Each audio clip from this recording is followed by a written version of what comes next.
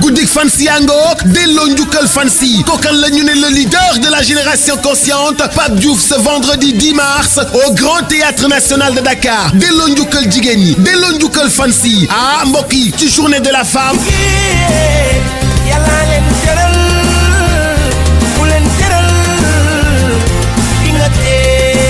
delloo njukkal jigéen ñi delloo njukkal Fancy ah mbokk yi ci journée de la femme jàpp leen entrée 10 000 VIP 20 000 vendredi 10 mars ah mbokk yi les femmes à l'honneur jigéen ñi jóg leen seen guddi gàngo Pape Diouf fa leen di delloo njukkal sargal leen ah dañu ne Fancy yi ñoo woote nee na ku ne jigéen mënul da ngaa xamul ku xeeb jigéen ñi da ngaa xamul réservé leen gaaw ci 77 810 10 02 ou le 77 182 20 82 ñëw leen le vendredi 10 Grand Théâtre di ngeen gis lu ngeen mës a gis.